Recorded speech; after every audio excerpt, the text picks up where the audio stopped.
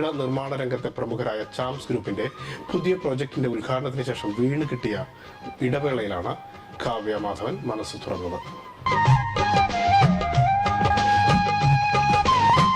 കാവ്യ ഇന്ന് ബോംബെയിലാണ്. കേരളത്തിലെ ആ ശാലീന സൗന്ദര്യം, കേരളത്തിലെ ആ ഒരു ശാലീനതയ്ക്ക് അങ്ങനെ പോയി അതിങ്ങനെ തിരിച്ച് ബോംബെയിലെത്തണം. ബോംബെയിലെ ഒരു ജീവിതം എന്ന് പറയുന്നത് വളരെ വ്യത്യസ്തമാണ്. എങ്ങനെ നോക്കിക്കാണുന്നു ഈ ബോംബെയിലെ ഒരു ജീവിതചര്യയും നീലേശ്വരത്തെ ഒരു ലൈഫ് ഉണ്ടെന്ന്?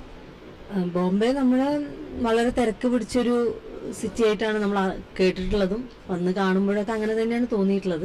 പക്ഷെ എനിക്ക് വ്യത്യാസമായിട്ട് ഇപ്പം ഈ ഒരു ഭാഗത്ത് വന്നപ്പോഴാണ് കുറെ കൂടി കാമായിട്ടുള്ള ഒരു വളരെ സൈലന്റ് ആയിട്ടുള്ള ഒരു കുറച്ച് ഏരിയ കാണാൻ പറ്റും. അപ്പോൾ ബോംബെയിലും ഇങ്ങനെയുള്ള സ്ഥലങ്ങൾ ഉണ്ട് എന്നുള്ളത് ഇപ്പോഴാണ് അറിയുന്നത്. എങ്ങനെ തോന്നുന്നു? എനിക്ക് തോന്നുന്നു ഒരുപാട് അഡ്വർടൈസ്മെന്റിലൊക്കെ കാവ്യ തിങ്ങി തിളങ്ങാറുണ്ട് കേരളത്തിൽ. ഇപ്പോൾ ഇങ്ങനെ ബോംബെയിൽ വന്ന് ഇങ്ങനെ ഒരു പരിപാടിയുടെ ഗസ്റ്റായി വരുമ്പോൾ എന്താണ് അത്? ബോംബെയിൽ ഞാൻ അവാർഡ് നൈറ്റും മറ്റേ സ്റ്റേജ് ഷോസിനൊക്കെ വേണ്ടിയിട്ട് വന്നിട്ടുണ്ട്. പക്ഷെ ഇതിപ്പോ കംപ്ലീറ്റ്ലി ഒരു നോർത്ത് ഇന്ത്യൻ ടീമാണ് ഇവിടെ. ഇതിന്റെ മെയിൻ ഒരാളാണ് മലയാളി എന്ന് പറയാനുള്ള റോയ് ചേട്ടൻ. അപ്പോൾ അദ്ദേഹത്തിന്റെ ഫാമിലി ആയിട്ടുള്ളൊരു അവരുടെ ആഗ്രഹമായിരുന്നു ഞാൻ വരണം എന്നുള്ളത്. അല്ലാതെ ഇവിടെ എന്നെ ആർക്കും വരണം എന്നില്ല. കാവ്യമാധവൻ എന്നൊക്കെ പറഞ്ഞാൽ ആർക്കും അറിയാൻ പറ്റുക? തീർച്ചയായും കാവ്യമാധവൻ അറിയാത്തവരാരുമായിട്ടില്ല. എനിക്ക് തോന്നുന്നു ഹിന്ദി സിനിമയിലേക്കൊക്കെ ഒരു ചുവട് വെച്ചു. അപ്പൊ ഞാൻ മാത്രം വിചാരിച്ചിട്ട് കാര്യമില്ലല്ലോ, അവരെ കൊണ്ടൊന്നും വിചാരിക്കണ്ടേ. അപ്പൊ തിരിച്ചു പറഞ്ഞാൽ ചിലപ്പോൾ ഒരു മലയാളത്തിലെ ആ നിഷ്കളങ്കമായ മുഖം, കേരളത്തിലെ ശാലീന സൗന്ദര്യം, ചിലപ്പോൾ ഇതൊക്കെ തന്നെ ആയിരിക്കുമോ ഹിന്ദിയിലേക്ക് ഒരു അവസരം കിട്ടാതിരുന്നത്? അല്ല, എനിക്ക് തോന്നുന്നത് എന്താ വെച്ചാല് കംപ്ലീറ്റ്ലി വ്യത്യാസമല്ലേ കാഴ്ചയിൽ. നമ്മുടെ ഒരു സൗത്ത് ഇന്ത്യൻ സൗന്ദര്യം അല്ലെങ്കിൽ സൗത്ത് ഇന്ത്യൻ രീതികളും വ്യത്യാസം തന്നെയല്ലേ. അപ്പൊ എനിക്ക് തോന്നണില്ല ഞാൻ ഹിന്ദിയിലൊക്കെ പറ്റിയ ഒരാളായിട്ട് എനിക്ക് തോന്നിയിട്ടില്ല തന്നെ. നമുക്ക് നല്ല രീതിയിലുള്ള മാറ്റം ആവാം. നമുക്ക് പറ്റാത്ത രീതിയിൽ മാറാൻ എനിക്ക് ആഗ്രഹമില്ല. എനിക്കറിയാലോ എനിക്ക് എന്തൊക്കെ ചേരും, എനിക്ക് എന്തൊക്കെ പറ്റും എന്നുള്ളത് ഞാൻ ആദ്യം മനസ്സിലാക്കണം. അപ്പോൾ എനിക്കത് അതനുസരിച്ചിട്ട് നല്ല മാറ്റങ്ങളാവാം. വെറുതെ ചാടിക്കയറി ഹിന്ദിയിൽ അഭിനയിക്കണം എന്നൊക്കെ പറഞ്ഞിട്ട് ഒരു 10-25 കിലോ ഒക്കെ കുറച്ചിട്ട് അങ്ങനെയൊന്നും. ഇന്ന് കേരളത്തിൽ പറഞ്ഞു കഴിഞ്ഞാൽ ശാലീന സൗന്ദര്യം എന്ന് പറയുന്നത് തീർച്ചയായും മലയാള സിനിമയിൽ ഒരു നടിയുള്ളത് കാവ്യ മാധവൻ എന്ന് തന്നെ പറയാം. അത് അങ്ങനെ തെറ്റായിട്ടുള്ള ഒരു ധാരണയാണ്. അത് ഒരിക്കലും ഞാൻ സമ്മതിക്കില്ല. കാരണം ഒരുപാട് നല്ല ശാലീന സൗന്ദര്യം നമ്മുടെ മലയാളത്തിൽ. പുതിയ ആൾക്കാരൊക്കെ മെലിഞ്ഞ് ജീൻസ് ഒക്കെ ഇട്ട് ജീൻസ് ഇടേണ്ട രീതിയിൽ ഇടാറുണ്ട്, അത്ര തന്നെ. അടുത്തിടയ്ക്ക് ഞാനൊരു സ്ഥലത്ത് വായിച്ചിരുന്നു, താങ്കളുടെ ഒരു ഡയറക്ടർ അദ്ദേഹത്തിന് ചില അസുഖങ്ങളായിട്ട് കിടക്കുകയായിരുന്നു, ന്യൂമോണിയ. അതിൽ ആ കാവ്യ മാത്രമേ സഹായിച്ചുള്ളൂ, എല്ലാ കാര്യത്തിനും കാവ്യ ഓടിയെത്തി എന്നൊക്കെ പറയുന്നു. ഞാൻ അങ്ങനെ അത് അദ്ദേഹം പറഞ്ഞു. ഓക്കെ, ഞാനായിട്ട് അതൊരിക്കലും എനിക്ക് പറയാൻ ആഗ്രഹമില്ല. ഞാൻ അങ്ങനെ ചെയ്ത കാര്യങ്ങൾ എനിക്ക് അങ്ങനെ പറയാൻ ആഗ്രഹിക്കാത്ത ഒരാളാണ് ഞാൻ. അത് അദ്ദേഹം പത്രത്തിൽ പറയുന്നത് ഞാൻ വിചാരിച്ചുമില്ല. അങ്ങനെ പറയുന്ന നേരത്തെ അറിഞ്ഞിരുന്നെങ്കിൽ ഞാൻ പറഞ്ഞേനെ, ചേട്ടാ ഞാൻ ചെയ്യുന്ന ദയവ് ചെയ്തിട്ട് പറയരുതെന്ന് പറഞ്ഞേ. ഒരിക്കലും ആൾക്കാരും അറിയരുത് ഞാൻ ചെയ്യുന്ന കാര്യങ്ങൾ എന്ന് ആഗ്രഹിക്കാറുണ്ട്. അതെന്താണ് അങ്ങനെ ഒരു കാര്യം? ഞാനെന്ത്, നമ്മള് ചെറുപ്പം മുതലേ വീട്ടിലൊക്കെ പറഞ്ഞു കേൾക്കുന്ന അങ്ങനെയാണ്. നമ്മൾ ചെയ്തു കഴിഞ്ഞാൽ അത് പറയരുത്. നല്ല എന്തെങ്കിലും ഒരു നല്ല കാര്യങ്ങൾ ചെയ്താൽ അല്ല നമ്മൾ അങ്ങനെയല്ല ആഗ്രഹിക്കുക. എന്താ ഏറ്റവും നല്ലത് നമ്മളെ കൊണ്ട് ഒരാൾക്കൊരു സന്തോഷം കൊടുക്കാൻ പറ്റിയ അതാണ് ഏറ്റവും വലിയ. അമ്മ പറയുന്നത് കേൾക്കും. അങ്ങനെയില്ല, നല്ലതാണെങ്കിൽ മാത്രമേ എടുക്കുള്ളൂ ഞാൻ. എനിക്ക് എന്റേതായിട്ടുള്ള ശരിയും തെറ്റുകളൊക്കെ ഉണ്ട്. അത് അമ്മയായാലും അച്ഛനായാലും ആരായാലും. ഞാൻ തമാശ ചോദിച്ചാൽ നീലേശ്വരത്തമ്മയോ തിരുവനന്തപുരത്തമ്മയോ? അമ്മയാണുള്ളത്. ഒന്ന് നിങ്ങളുടെ അമ്മ താരസംഘടന അങ്ങനെ. അത് രണ്ടും അമ്മയ്ക്കും പ്രാധാന്യമുണ്ട്. പക്ഷെ നമ്മളെ എന്താ പ്രസവിച്ച അമ്മയല്ലേ, അമ്മ പ്രസവിച്ചോണ്ടല്ലേ മറ്റേ അമ്മയെ കിട്ടിയത്. അപ്പം ഈ ചാരിറ്റി പരിപാടിയിലൊക്കെ കൂടുതൽ പങ്കെടുക്കാറുണ്ട്. വേണമെങ്കിൽ ഒരു ആത്മീയമായൊരു വഴിയിലേക്ക് കാവ്യ തിരിയുന്നു എന്ന് പറഞ്ഞാൽ എങ്ങനെ പ്രതികരിക്കും? അങ്ങനെയൊന്നുമില്ല. ആത്മീയത എന്ന് പറയുന്നത് ഉള്ളിന്റെ ഉള്ളിൽ എപ്പോഴും ഉള്ള കാര്യങ്ങൾ തന്നെയാണ്. പക്ഷെ അതിന് വേണ്ടിയിട്ട് പോവാറില്ല എന്ന് മാത്രമേ ഉള്ളൂ. അത് തന്നെയാണ്, ഇതൊക്കെ ജീവിതത്തിൽ വേണ്ടുന്ന കാര്യങ്ങളാണ്. നമുക്ക് ദൈവം അനുഗ്രഹിച്ചിട്ട് നമുക്ക് എന്താ പറയാ ഒരുപാട് ഭാഗ്യങ്ങളും സൗഭാഗ്യങ്ങളും ഒക്കെ ഇപ്പുറത്ത് തരുമ്പോൾ നമ്മൾക്ക് അറിയണ കൂട്ടത്തിൽ നമ്മളിപ്പോ പത്രത്തിലൊരാളെ കണ്ടയോ ഇന്നൊരാൾ ഇങ്ങനെ ഒരാൾ വിഷമിക്കുന്നു അവരെ പോയിട്ട് സഹായിക്കാം എന്ന് പറയുന്നതിനേക്കാൾ ഉപരി ഞാൻ ചിന്തിക്കും എൻ്റെ അറിയുന്ന ആൾക്കാരിൽ, എൻ്റെ ഫ്രണ്ട്സിന്റെ ഇടയിൽ, എൻ്റെ കൂടെ പഠിച്ചിട്ടുള്ള കുട്ടികളിൽ തന്നെ എന്തോരം ആൾക്കാർ വിഷമം അനുഭവിക്കുന്നവരുണ്ട്. അപ്പൊ എന്നെ കൊണ്ട് ഞാൻ അവർക്കല്ലേ ചെയ്യേണ്ടത്. ഞാൻ എന്നെ അറിയാത്ത ഏതോ ഒരാൾക്ക് വേണ്ടി ചെയ്യണം. പക്ഷെ എൻ്റെ കൂടെയുള്ള ആൾക്കാരും കൂടി ശരിയാവണം അല്ലേ. അപ്പൊ അവരുടെ ഒരു പ്രാർത്ഥന എന്ന് പറയുന്നത് എപ്പോഴും നമ്മുടെ കൂടെ ഉള്ളതാണ്. പക്ഷെ ഞാൻ അവരുടെ അടുത്ത് ഞാൻ എന്തെങ്കിലും ചെയ്യുമ്പോഴും ഞാൻ പറയും ദയവ് ചെയ്തിട്ട് അപ്പുറത്തിപ്പുറത്തെ വീട്ടിലൊന്നും പോയി പറയല്ലേ ഇത് കാവ്യാന്ന്. അതെനിക്ക് ഇഷ്ടമല്ല അങ്ങനെ ചെയ്യുന്നത്.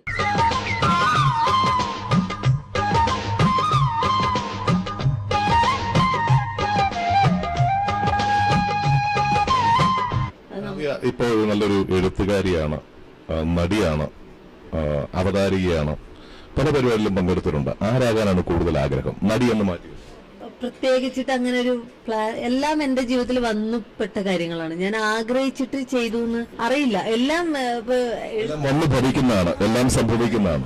ചിത്രം വരയ്ക്കാൻ എനിക്ക് ഭയങ്കര ആഗ്രഹമായിരുന്നു ചെറുപ്പം മുതലേ. എന്റെ വീട്ടിൽ ഓൾമോസ്റ്റ് എല്ലാവരും നന്നായിട്ട് ചിത്രം വരയ്ക്കുന്ന ആൾക്കാർ. എന്റെ വീട്ടിലാണെങ്കിൽ എന്റെ അച്ഛൻ നന്നായിട്ട് വരയ്ക്കും, എന്റെ ചേട്ടൻ നന്നായിട്ട്. പക്ഷെ എനിക്ക് മാത്രം ചിത്രം വരയ്ക്കാനുള്ള ഒരു കഴിവ് ഇല്ല എന്നാണ് ഞാൻ. അതുകൊണ്ട് അതില്ലാത്തത് കൊണ്ടാവണം എല്ലാ ഡ്രോയിങ് കോമ്പറ്റീഷനും ഞാൻ പോയിട്ട് ചേരും. അതിനൊക്കെ സ്കെച്ച് പെന്നിന്റെ പുതിയൊരു പാക്കറ്റ് മേടിക്കും. അവര് പറയുന്ന വിഷയമൊന്നായിരിക്കില്ല ഞാൻ വരക്കുക. പക്ഷെ എന്റെ ഒരു ഉള്ളിലൊരു സാറ്റിസ്ഫാക്ഷൻ ആണ്. എനിക്ക് എന്തോ അതിൽ പഠിക്കാനൊന്നും പോയിട്ടില്ല. പക്ഷെ ഞാൻ എന്റെ ഒരു ആഗ്രഹത്തിന്റെ പുറത്ത് ഞാൻ തന്നെ അവസാനം പോയിട്ട് ഗ്ലാസ് ഒക്കെ മേടിച്ചു കൊണ്ടുവന്ന് നെറ്റില് കുറെ ഫോട്ടോസ് ഒക്കെ സെലക്ട് ചെയ്ത് അത് പ്രിന്റ് ഔട്ട് എടുത്ത് ഗ്ലാസ് പെയിന്റ് ചെയ്തു. അങ്ങനെ ഞാനൊരു ശിവനെ വരച്ചു ഗ്ലാസ് പെയിന്റിങ് ചെയ്തിട്ട്. അത് വലിയ കുഴപ്പമായിട്ട് എനിക്ക് തോന്നിയില്ല. വലിയ കുഴപ്പമായിട്ട് തോന്നിച്ച മികച്ചതാണെന്നല്ല ഞാൻ പറയുന്നത്. കരാട്ടെ, ജൂഡോ ഒക്കെ പഠിച്ചു. എനിക്ക് നാടൻ തല്ലേ അറിയുള്ളൂ, എനിക്കിതൊന്നും അറിയില്ല. പക്ഷെ എല്ലാവരോടും കരാട്ടയും ജൂഡോയും പഠിക്കണമെന്നാണല്ലോ പറഞ്ഞിരിക്കുന്നത്. അല്ല, അത് ഒരു ഫംഗ്ഷന്, ജൂഡോന്റെ ഒരു ഫംഗ്ഷന് പോയപ്പോ ഞാൻ പറഞ്ഞതാ. ഇന്നത്തെ ഒരു കാലഘട്ടം അതാണല്ലോ. ഞാനൊക്കെ സ്കൂളിൽ പഠിക്കുമ്പോ ഉള്ളൊരു കാലഘട്ടം അല്ലല്ലോ. ഇന്നിപ്പോ പെൺകുട്ടി എന്ന് പറയുമ്പോൾ തന്നെ ടപ് ടപ് ടപ് ടപ് ഇടിക്കാൻ തുടങ്ങും. ഞാൻ തിരിച്ചു പറഞ്ഞോട്ടെ, പക്ഷെ കേരളത്തിൽ നിന്ന് തിരിച്ചാണ് ഇന്ന് ഏറ്റവും കൂടുതൽ വിവാദങ്ങളിലേക്ക് കൂടുതലും വന്നിരിക്കുന്നത് സ്ത്രീകളാണ്. അങ്ങനെയില്ല, അങ്ങനെ പറയുമ്പോ എല്ലാം ഉണ്ട്. ആണുങ്ങൾ എന്ത് പഠിക്കണം? ആണുങ്ങൾ പിള്ളേരൊക്കെ തന്നെ പഠിച്ചാ മതി എന്നല്ലേ? അല്ല, ഞാൻ പറഞ്ഞ പെൺകുട്ടികൾ. അപ്പൊ ഞാൻ എടുത്ത് പറഞ്ഞിട്ടുണ്ടായിരുന്നു, ഇന്നത്തെ കാലത്ത് പെൺകുട്ടികൾ മാത്രമല്ല, പെൺകുട്ടികളായാലും ആൺകുട്ടികളായാലും കുട്ടികൾ സ്കൂളിൽ പോയിട്ട് തിരിച്ചു വരാൻ വൈകിയില്ലെങ്കിൽ ആൺകുട്ടിയായാലും പെൺകുട്ടിയായാലും അമ്മയ്ക്ക് ടെൻഷൻ തന്നെയാണ്. ഇന്നിപ്പോ പെൺകുട്ടി ആയതുകൊണ്ട് മാത്രം പേടിക്കണം എന്നില്ല. പിന്നെ ആൺകുട്ടികൾക്ക് എനിക്ക് തോന്നുന്നു പൊതുവെ ജന്മനാ കുറച്ചൊരു സ്വയം പരിരക്ഷിക്കാനുള്ള ഒരു കഴിവ്. പിന്നെ ചെറുപ്പത്തിലെ അവനെ അങ്ങനെയാണ് നമ്മൾ ട്രീറ്റ് ചെയ്യുന്നല്ലേ.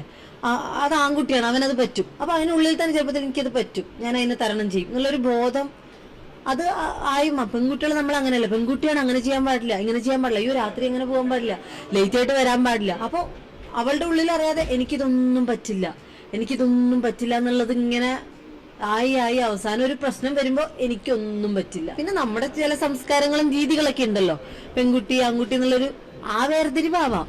അല്ലാതെ കംപ്ലീറ്റ്ലി സ്ട്രിക്റ്റ് ആയി അങ്ങനെ ചെയ്യരുത് ഇങ്ങനെ ചെയ്യരുതെന്നാവുന്നതിനേക്കാൾ ഉപരി കുറെ കൂടി മാറി ചിന്തിക്കേണ്ട ഒരു സമയമായി. എന്ത് സംഭവിച്ചാലും കരാട്ടയും ജൂഡോ ഒക്കെ പഠിക്കുക, തിരിച്ചു നമ്മളെ സ്വയം രക്ഷിക്കാൻ നമുക്ക് പറ്റിയാൽ മതി. അതിന് കരാട്ടെ പഠിക്കണം എന്നില്ല, അതിന് ജൂഡോ പഠിക്കണം എന്നില്ല, ഒന്നും പഠിക്കണം എന്നില്ല. നമ്മളെ രക്ഷിക്കാൻ നമുക്ക് പറ്റണം.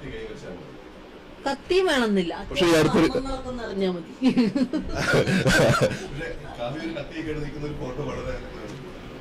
ഞാൻ ചിലപ്പോ തോക്കൊക്കെ എടുക്കും. എന്നെ പറ്റി നിങ്ങൾ പറയാ വേണ്ട, ഞാൻ വേറെ ഒരാളാണ്. ഏത് കത്തി എവിടെ? അത് അവരുടെ എന്തോ പ്രധാന ആയുധം എന്തോ ആണ്. അപ്പൊ ഞാനത് എനിക്ക് എന്താ എല്ലാരെ അരയിൽ കെട്ടിയപ്പോ ഞാൻ ചോദിച്ചത് എന്താന്ന് വെച്ചപ്പോ എന്താന്ന് തന്നതാണ് എനിക്ക്. അപ്പൊ അതൊരു ലിസ്റ്റ് ഉണ്ട്. കാവ്യയെ കുറിച്ച് കേട്ടിരിക്കുന്ന പൊതുവെ എന്തു പറഞ്ഞാലും വളരെ ശാന്തമായി മലയാള തനിമയാണ്, ശാലീന സുന്ദരിയാണ്. പക്ഷെ മലയാളിയുടെ സ്വഭാവമില്ല, ഒന്നിനും പ്രതികരിക്കാറുണ്ട്.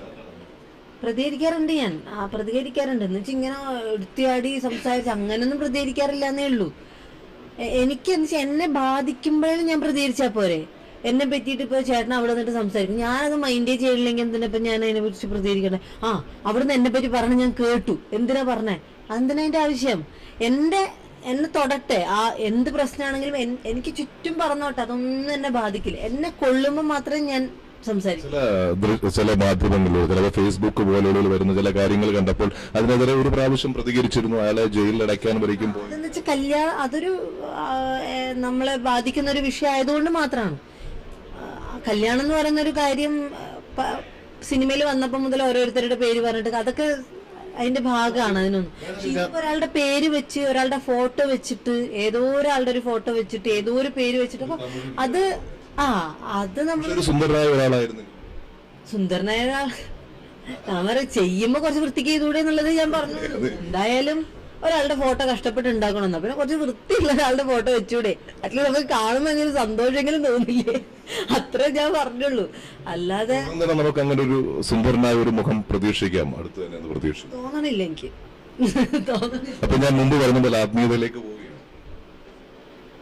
ഞാനോ ആത്മീയതയിലേക്ക് പോകണമെന്നൊന്നും ഞാൻ ആഗ്രഹിച്ചിട്ടൊന്നുമില്ല. ആയിട്ടില്ല. ഇപ്പൊ ഞാൻ എന്റെ ജോലിയിൽ കോൺസെൻട്രേറ്റ് ചെയ്യും. ഞാൻ ഒരു സമയമുണ്ട് ദാസ, അത്രേ ഉള്ളൂ. അത് ദാസന് മാത്രമേ അറിയുള്ളൂ സമയം എന്താന്നുള്ളത്. ദൈവത്തിൽ വിശ്വസിച്ചിട്ട് പോവാ. ഓരോ ചുവടും എന്താ പറയാ, പ്രശ്നങ്ങളൊന്നും പെടാതെ എങ്ങനെ പോവാ, അത്രേ ഉള്ളൂ.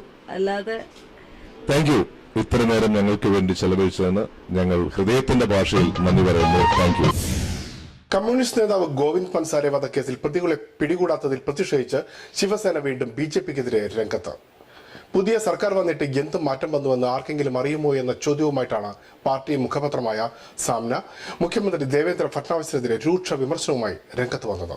ഗോവിന്ദ് പൻസാരയുടെ വധം യുക്തിവാദി നരേന്ദ്ര ദാബോൽക്കറുടെ വധത്തിന്റെ തുടർച്ചയാണെന്നും മുഖപ്രസംഗത്തിൽ പറയുന്നു. മുഖ്യമന്ത്രിയും സർക്കാരും മാറിയെങ്കിലും രീതി മാറിയിട്ടില്ലെന്നും ആഭ്യന്തരം കൈകാര്യം ചെയ്യുന്ന മുഖ്യമന്ത്രിയുടെ രാജിയാണ് ജനം ആവശ്യപ്പെട്ടു തുടങ്ങിയതെന്നും ശിവസേന ആക്ഷേപിച്ചു. പൻസാരയുടെ വധമുയർത്തുന്ന വെല്ലുവിളി ഗൗരവത്തോടെ കാണണമെന്ന് CITU മഹാരാഷ്ട്ര സംസ്ഥാന സെക്രട്ടറി PR കൃഷ്ണൻ പറഞ്ഞു. അരനൂറ്റാണ്ടിൽ അധികം സഖാവ് ഗോവിന്ദ് പൻസാരിയുമായിട്ട് അടുപ്പമുള്ള ഒരു വ്യക്തിയാണ് ഞാൻ. മഹാരാഷ്ട്രയിലെ പുരോഗമന പ്രസ്ഥാനത്തിൻ്റെ, മഹാരാഷ്ട്രയിലെ ജനാധിപത്യ പൗരസ്വാതന്ത്ര്യ പ്രസ്ഥാനത്തിൻ്റെ മുന്നണി പോരാളിയായിരുന്നു ഗോവിന്ദ് പൻസാരെ. അദ്ദേഹത്തിൻ്റെ കൊലപാതകം കേവലം ഒരു നിസ്സാരമായിട്ടുള്ള കാര്യമല്ല. ഇന്ത്യയിലെ പല ഭാഗങ്ങളിലും ടോൾ മാഫിയ ഉയർന്നു വരുന്നുണ്ട്. ഈ ടോൾ മാഫിയ മാത്രമല്ല, ഇവിടുത്തെ പിന്തിരിപ്പൻ പ്രതിലോമ ശക്തികൾ കൂടി ഈ കൊലപാതകത്തിൻ്റെ പിന്നിൽ ഉണ്ടെന്നാണ് ഞങ്ങളുടെ ബലമായ വിശ്വാസം. കേരളത്തിൽ ആയുർവേദ രംഗത്തെ തട്ടിപ്പുകൾ നടത്തുന്നവർക്കെതിരെ ശക്തമായ നടപടികൾ കൈക്കൊള്ളുമെന്ന് ആരോഗ്യമന്ത്രി VS ശിവകുമാർ. കേരള സർക്കാരിന്റെ സ്ഥാപനമായ ഔഷധിയുടെ മുംബൈ ശാഖയുടെ ഉദ്ഘാടനം നിർവഹിച്ചുകൊണ്ട് സംസാരിക്കുകയായിരുന്നു അദ്ദേഹം. മരുന്നുൽപ്പാദിപ്പിച്ചിട്ട് ആളുകളെ പറ്റിക്കുന്നവരുത്. അപ്പോൾ അതിന് മരുന്നുൽപ്പാദിപ്പിക്കുന്നതുമായി ബന്ധപ്പെട്ടിട്ട് ഡ്രഗ്സ് കൺട്രോൾ വകുപ്പ്, അതിൻ്റെ ഒരു ഡെപ്യൂട്ടി കൺട്രോളറുടെ നേതൃത്വത്തിൽ ശക്തമായിട്ടുള്ള പ്രവർത്തനങ്ങൾ നടത്തുന്നുണ്ട്. അതുമായി ബന്ധപ്പെട്ട് പരാതികളൊക്കെ ലഭ്യമായാൽ അത് കർശനമായി പരിശോധിക്കുകയും ആവശ്യമായിട്ടുള്ള നടപടികൾ ഗൗരവത്തോടുകൂടി എടുക്കുകയും. കേരളത്തിലെ എല്ലാ പഞ്ചായത്തുകളിലും ആയുർവേദ ചികിത്സാ കേന്ദ്രങ്ങൾ എന്ന ലക്ഷ്യത്തിലേക്കുള്ള പ്രയാണം അന്തിമഘട്ടത്തിലാണെന്നും ആയുർവേദ മേഖലയുടെ വളർച്ചയ്ക്ക് സംസ്ഥാന സർക്കാർ സ്ഥാപനമായ ഔഷധി നൽകി വരുന്ന സംഭാവനകൾ മഹത്തരമെന്നും ആരോഗ്യമന്ത്രി VS ശിവകുമാർ പറഞ്ഞു. രോഗം വരാതിരിക്കുന്നതിന് ആയുർവേദത്തിന്റെ അടിസ്ഥാനമായിട്ടുള്ള ഒരു ജീവിതചര്യ നമ്മുടെ സമൂഹത്തിൽ പടുത്തുയർത്തേണ്ടത് ഇന്നത്തെ ആരോഗ്യ മേഖലയിലെ വെല്ലുവിളിക്ക് ഏറ്റവും പ്രധാനപ്പെട്ട കാര്യമാണ്. രാജ്യത്തെ മറ്റ് ആയുർവേദ മരുന്ന് നിർമ്മാണ സ്ഥാപനങ്ങൾക്കെല്ലാം ഔഷധി മാതൃകയാണ്. നവി മുംബൈയിലെ കേരള ഹൗസിൽ ഔഷധിയുടെ ശാഖ ഉദ്ഘാടനം ചെയ്ത് സംസാരിക്കുകയായിരുന്നു അദ്ദേഹം. കേരളത്തിലെ ആയുർവേദ മരുന്ന് നിർമ്മാണ സ്ഥാപനങ്ങൾക്ക് ആവശ്യമായ മുഴുവൻ ഔഷധ സസ്യങ്ങളും കേരളത്തിൽ തന്നെ ലഭ്യമാക്കുന്നതിനുള്ള പ്രവർത്തനങ്ങൾ നടന്നുവരികയാണെന്ന് Oushadhi chairman advocate Johnny Nellur പറഞ്ഞു. കുടുംബശ്രീ യൂണിറ്റുകളോ നമ്മുടെ കാർഷിക സംഘങ്ങളോ സൊസൈറ്റികൾ, വേറെ സൊസൈറ്റികൾ ആര് തന്നെ ഈ മരുന്ന് ശേഖരിച്ച് ഞങ്ങൾക്ക് തരാൻ തയ്യാറായാലും അത് ഗുണമേന്മയുള്ളതാണെങ്കിൽ ഞങ്ങളത് വാങ്ങാൻ തയ്യാറാണ്. ഇത് കൃഷിക്കാരോടുകൂടി ഒരു പ്രതിബദ്ധത ഔഷധിക്കുണ്ട്. കേരളത്തിൽ ആയുർവേദത്തിന്റെ പേരിൽ നടക്കുന്ന തട്ടിപ്പുകൾ ഈ മേഖലയെ ദോഷകരമായി ബാധിക്കുന്നുവെന്നും അദ്ദേഹം പറഞ്ഞു. ഇപ്പോൾ നമ്മുടെ ആയുർവേദത്തിന്റെ പേര് പറഞ്ഞ് വിദേശികൾ ഉൾപ്പെടെ ഒത്തിരി ആളുകൾ ചൂഷണം ചെയ്യപ്പെടുകയാണ്. ആയുർവേദ ചികിത്സ എന്ന് പറഞ്ഞ് അവിടെ ഇവിടെയൊക്കെ ക്ലിനിക്കുകൾ ഉണ്ടാക്കി വെച്ചിട്ട് മസാജ് എന്ന് പറഞ്ഞ് ഒന്ന് തടവി വിടുന്ന ഒരു സമ്പ്രദായം, സുഖചികിത്സയൊക്കെ പോലെ. പക്ഷെ ആയുർവേദത്തെ അത് വളരെയധികം ദോഷകരമായി ബാധിക്കുന്നുണ്ടെന്നാണ് എൻ്റെ അഭിപ്രായം. ജീവിതശൈലി രോഗങ്ങൾ കൂടുതലുള്ള മുംബൈ പോലുള്ള നഗരങ്ങളിൽ ആയുർവേദ മരുന്നുകളുടെ പ്രസക്തി പ്രചരിപ്പിക്കുവാൻ ഔഷധിയുടെ പുതിയ ശാഖ പ്രയോജനപ്പെടുത്തുമെന്ന് Panvel Ayurvedic Village managing director NK Bhupesh Babu പറഞ്ഞു. ബോംബെ പോലെ ഒരു നഗരത്തിൽ ജീവിതശൈലി രോഗങ്ങൾ നിരവധിയുള്ള ഈ ഒരു സമൂഹത്തിൽ ആയുർവേദത്തിന് പ്രാധാന്യം കൊടുക്കേണ്ടതിൻ്റെ ആവശ്യകതയാണ് ഇന്നത്തെ ഒരു ചർച്ചാ വിഷയം. ആയുർവേദിക് വില്ലേജ് എന്ന സ്ഥാപനം തുടങ്ങാനുള്ള ഒരു പ്രേരണയും അതുതന്നെയാണ്. കാരണം ഇത്രയും വലിയൊരു ജനസമൂഹം താമസിക്കുന്ന മുംബൈയെ പോലുള്ളൊരു മഹാനഗരത്തിന് എന്തെങ്കിലും ആശ്വാസം പകരാൻ ഇത്തരം ചികിത്സാ രീതിക്ക് സാധിക്കുമെങ്കിൽ അതുതന്നെയായിരിക്കും ഞങ്ങളുടെ ഈ ശ്രമത്തിൻ്റെ വിജയം. നവി മുംബൈയിലെ ഔഷധി ശാഖയിൽ നിന്നും മലയാളികൾ ഏറെയുള്ള മഹാരാഷ്ട്രയിൽ ഉടനീളം ആയുർവേദ മരുന്നുകൾ ലഭ്യമാക്കുമെന്നും ഔഷധിയുടെ മഹാരാഷ്ട്ര പ്രതിനിധിയായി അദ്ദേഹം അറിയിച്ചു. Navi Mumbai corporator Raju Shinde, Oushadhi managing director K Sasidharan, ഡയറക്ടർമാരായ M R. Ramdas, Franklin, marketing manager Raghunandanan V Menon, P R. Krishnan, Kumaran Nair എന്നിവർ സംസാരിച്ചു. ഗുഡ്വിൻ ജ്വല്ലേഴ്സിന്റെ 7ാമത് ശാഖ വസായിയിൽ ആരംഭിച്ചു. താരസാന്നിധ്യം കൊണ്ട് സമ്പന്നമായ ചടങ്ങിനോടനുബന്ധിച്ച് നടന്ന സാംസ്കാരിക പരിപാടിയിൽ ആയിരങ്ങൾ അവയവദാന പ്രതിജ്ഞയെടുത്തു. വസായി വെസ്റ്റിൽ ആരംഭിച്ച ഗുഡ്വിൻ ജ്വല്ലേഴ്സിന്റെ പുതിയ ഷോറൂമിന്റെ ഉദ്ഘാടനം ബോളിവുഡ് താരം മിനിഷ ലാംബ നിർവഹിച്ചു. മലയാള സിനിമ, ടെലിവിഷൻ ലോകത്ത് നിന്ന് ദേവൻ, സുരാജ് വെഞ്ഞാറമൂട്, ശരത്, ഷാജഹാൻ, ശ്രുതിലക്ഷ്മി, കൃഷ്ണ, ലയ, സനൽ പോറ്റി തുടങ്ങിയവർ ചടങ്ങിൽ സംബന്ധിച്ചു. ഇവിടെ വന്ന് ഈ ഫംഗ്ഷൻ അറ്റൻഡ് ചെയ്തപ്പോൾ കൈരളി ചാനലിലെ കണ്ടപ്പോൾ വളരെയധികം സന്തോഷം തോന്നി. ഇപ്പോൾ എൻ്റെയും കൂടി ചാനലാണ്. അതുകൊണ്ട് കഴിഞ്ഞ വർഷം ഞാൻ വന്നത് ഇതിനു മുമ്പ് പലരും വരാറുണ്ടായിരുന്നു. അന്നൊക്കെ വന്നത് ഞങ്ങളൊരു ഷോറൂം ഉദ്ഘാടനങ്ങൾക്കും പല ഇവൻറ്റ് ഫംഗ്ഷൻസൊക്കെ വെച്ച് അതിനൊക്കെ വേണ്ടിയിട്ടായിരുന്നു. ഇപ്രാവശ്യം ഷോറൂം ഉദ്ഘാടനത്തിനോട് അനുബന്ധിച്ച് തന്നെ വലിയൊരു കാര്യം കൂടി ഇവർ ചെയ്യുന്നുണ്ടെന്ന് അറിയുമ്പോൾ വളരെയധികം സന്തോഷമുണ്ട്. അതിന്റെ ഭാഗമാകാൻ പറ്റിയതിലും. Goodwin group chairman A.G. Mohan, Shantha Mohan എന്നിവർ ഭദ്രദീപം കൊളുത്തി. ചുരുങ്ങിയ കാലയളവ് കൊണ്ട് മഹാരാഷ്ട്രയിലെ ജ്വല്ലറി വ്യവസായ രംഗത്ത് സ്വന്തമായി ഇടം കണ്ടെത്തിയ ചെറുപ്പക്കാരാണ് സുനിൽകുമാറും സുധീഷും. ഇന്നത്തെ ഈ കാലത്തെ ഈ തിരക്ക് തന്നെ ഉദ്ഘാടനത്തിനോടനുബന്ധിച്ച് നടന്ന തിരക്ക് കണ്ടാൽ തന്നെ നമ്മൾക്ക് മനസ്സിലാവും. എല്ലാ ജനങ്ങളും അത് നമ്മളെ നെഞ്ചിലേറ്റിക്കൊണ്ടാണ് നമ്മളെ ഗുഡ്വിനെ സ്വീകരിച്ചിരിക്കുന്നത്. നമ്മൾക്ക് നന്ദി പറഞ്ഞാൽ തീരുകയില്ല കടപ്പാടുകളാണ് ഓരോരുത്തരോടും. ജീവിതത്തിൽ അത്തരത്തിലുള്ള വളരെ നല്ല ഒരു സാഹചര്യമാണ് നമ്മൾ വസായിൽ നിന്ന് നമ്മൾക്ക് കിട്ടിക്കൊണ്ടിരുന്നത്. ഗുഡ്വിൻ ജ്വല്ലറിയുടെ 8ാമത് ഷോറൂം ചെമ്പൂരിൽ മാർച്ച് 8-ന് തുറക്കും. ചെമ്പൂർ ഗുഡ്വിൻ ജ്വല്ലേഴ്സിന്റെ 8ാമത്തെ ഷോറൂം ഇനോഗ്രേഷനാണ്. അതോടനുബന്ധിച്ചും വലിയൊരു ഓർഗൻ ഡൊണേഷൻ ക്യാമ്പയിൻ നമ്മളവിടെ ചെയ്യുന്നുണ്ട്. അതിനുശേഷം പൂനെയിൽ, അതിനുശേഷം കേരളത്തിൽ ഞങ്ങളുടെ ഒരു വലിയ ടീം ഇപ്പോൾ തന്നെ വർക്ക് ചെയ്തുകൊണ്ടിരിക്കുകയാണ്. അതൊരു വലിയ മാസ് പബ്ലിസിറ്റി അല്ലെങ്കിൽ ഒരു സാമൂഹിക ശ്രദ്ധയാർജിച്ച് അത് മറ്റുള്ള ജനങ്ങളിലേക്ക് എത്തിച്ച് മരണശേഷവും നമ്മൾ ചാരിറ്റി ചെയ്യുവാൻ നമുക്ക് കഴിയും എന്നുള്ള രീതിയിലുള്ള ഒരു അവയർനെസ് കൊടുക്കുക എന്നൊരു പൂർണ്ണ ലക്ഷ്യത്തോടു കൂടിയിട്ടാണ് ഗുഡ്വിൻ ചാരിറ്റബിൾ ട്രസ്റ്റ് അത് ചെയ്തുകൊണ്ടിരിക്കുന്നത്. ഇതിനോടനുബന്ധിച്ച് നടന്ന നൃത്ത, സംഗീത, ഹാസ്യ വിരുന്നിന് അവതാരകരായ രഞ്ജിനി ഹരിദാസ്, സനൽ പോറ്റി, ചൈത്ര രജി എന്നിവർ നിയന്ത്രണം നൽകി. Goodwin charitable trust western suburban പേട്രൺസിനെ ചടങ്ങിൽ ആദരിച്ചു. ആയിരങ്ങൾ അവയവദാന പ്രതിജ്ഞയെടുത്ത് ചരിത്ര സംരംഭത്തിന്റെ ഭാഗമായി. കേരള കാത്തോലിക് അസോസിയേഷൻ നിർമ്മിച്ച Saint Francis of Assisi International School Kalyan രൂപത ബിഷപ്പ് മാർ തോമസ് ഇലവനാൽ ഉദ്ഘാടനം ചെയ്തു. അന്താരാഷ്ട്ര നിലവാരത്തെ കിടപിടിക്കുന്ന ആധുനിക സൗകര്യങ്ങൾ കുട്ടികൾക്ക് അറിവിന്റെ പുതിയ ലോകം പ്രദാനം ചെയ്യുമെന്ന് അദ്ദേഹം പറഞ്ഞു. ഇന്റർനാഷണൽ സ്റ്റാൻഡേർഡ് തന്നെ കീപ്പപ്പ് ചെയ്യുന്നു. എഡ്യൂക്കേഷനിലും ഫോർമേഷനിലും എല്ലാം അതുപോലെ തന്നെ സാധിക്കുമെന്നാണ് പ്രതീക്ഷ. കേരള കാത്തോലിക് അസോസിയേഷന്റെ മുന്നോട്ടുള്ള വളർച്ചയ്ക്ക് ഇത്തരം സംരംഭങ്ങൾ വലിയ പ്രചോദനമായിരിക്കുമെന്ന് മലങ്കര ETRA മെത്രാൻ ഡോക്ടർ ജേക്കബ് മാർ ബർണബാസ് പറഞ്ഞു. കേരളത്തിലെ നമ്മളുടെ എല്ലാവരുടെയും ഒന്നിച്ചുള്ള മുന്നേറ്റത്തിന് ഒരടയാളമായിട്ട് കൂടി ഈ സ്ഥാപനം വിരാജിക്കട്ടെ എന്ന് ഞാൻ ആശംസിക്കുകയും. KCA പ്രസിഡന്റ് PJ മാത്യു ചടങ്ങുകൾക്ക് അധ്യക്ഷത വഹിച്ചു. 50കളുടെ അവസാനത്തിൽ സ്ഥാപിതമായ സംഘടനയിൽ കേരളീയരായ സീറോ മലബാർ, സീറോ മലങ്കര, ലത്തീൻ എന്നീ ക്രിസ്തീയ വിഭാഗത്തിൽപ്പെട്ടവരാണ് അംഗങ്ങൾ. മുംബൈയിൽ കേരള പ്രോപ്പർട്ടി ഷോ പ്രമുഖ വ്യവസായിയും സാമൂഹിക പ്രവർത്തകനുമായ ഉപേന്ദ്ര മേനോൻ ഉദ്ഘാടനം ചെയ്തു. താനെ ഗ്ലോറിയ ബങ്കറ്റ് ഹാളിൽ നടക്കുന്ന പ്രദർശനത്തിൽ കേരളത്തിലെ പ്രധാന നഗരങ്ങളിൽ നിന്നുള്ള 100-ലധികം പ്രൊജക്ടുകൾ പരിചയപ്പെടാനുള്ള അവസരമാണെന്ന് ഓർഗനൈസർ മനോജ് കോച്ചേരി പറഞ്ഞു. മുംബൈയിലെ അറിയപ്പെടുന്ന എഴുത്തുകാരനായ CP കൃഷ്ണകുമാർ രചിച്ച ജനിതകങ്ങളിൽ എന്ന നോവൽ പ്രകാശനം ചെയ്തു. തൃശൂർ സാഹിത്യ അക്കാദമിയിൽ നടന്ന ചടങ്ങിൽ പ്രശസ്ത സാഹിത്യകാരൻ ബാലചന്ദ്രൻ മടക്കേടത്ത് ആദ്യ പ്രതി അഷ്ടമൂർത്തിക്ക് നൽകി ചടങ്ങ് നിർവഹിച്ചു. ഗ്രീൻ ബുക്സിനെ പ്രതിനിധീകരിച്ച കൃഷ്ണദാസ്, ഡോക്ടർ B സന്ധ്യ IPS, doctor Sreelatha Varma, doctor V ശോഭ, M പുഷ്പാങ്കദൻ എന്നിവർ സംസാരിച്ചു. കലാ, സാഹിത്യ, സാംസ്കാരിക രംഗത്തെ പ്രമുഖർ പങ്കെടുത്തു.